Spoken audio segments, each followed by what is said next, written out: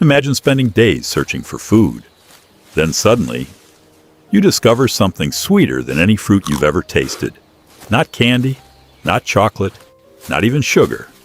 Just a single drop of wild honey. Thousands of years ago, sweet food wasn't everywhere. It was one of the rarest things a human could ever find. So, when did ancient humans actually start eating sugar? The answer isn't what most people think.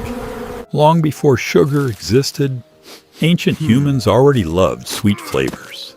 They searched forests for ripe berries, wild fruits, anything naturally sweet. But finding perfectly ripe fruit wasn't easy. Some were bitter, some were poisonous, some were still unripe. So every sweet bite was a small reward. Over millions of years, our brain slowly learned something important.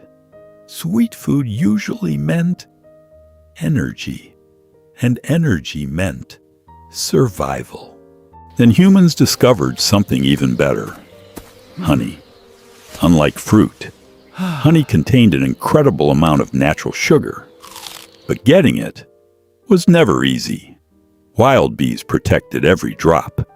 Ancient humans climbed dangerous trees, endured painful stings, and risked serious injuries just to collect a small piece of honeycomb, because the reward was worth the risk. Much later, people discovered another natural source of sweetness: sugarcane. They didn't turn it into white sugar. Instead, they cut the stalk, chewed it slowly, drank the sweet juice, and threw away the dry fibers. It was refreshing, sweet, and completely natural. But it still wasn't the sugar we know today. Thousands of years passed. Humans had already discovered fruit. They had already learned how to collect honey, and in some parts of the world, they had even started chewing sweet sugarcane. But something was about to change forever.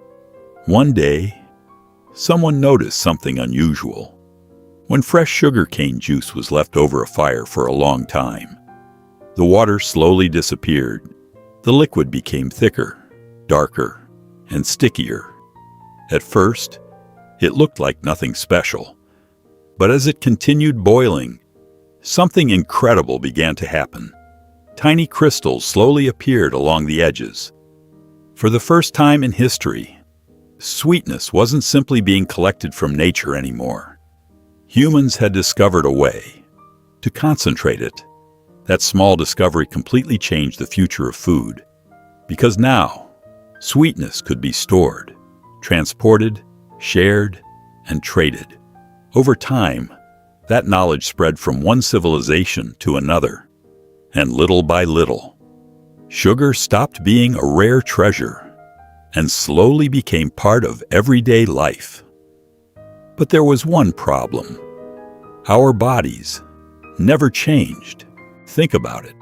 For almost every day of human history, finding something sweet was incredibly difficult.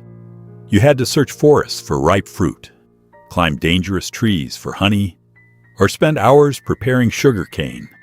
Some days, you found nothing at all. That's why your brain developed a very simple rule. Whenever you find something sweet, eat as much as you possibly can, because tomorrow, it might be gone forever. That survival instinct helped ancient humans stay alive during harsh seasons, long winters, and periods of hunger.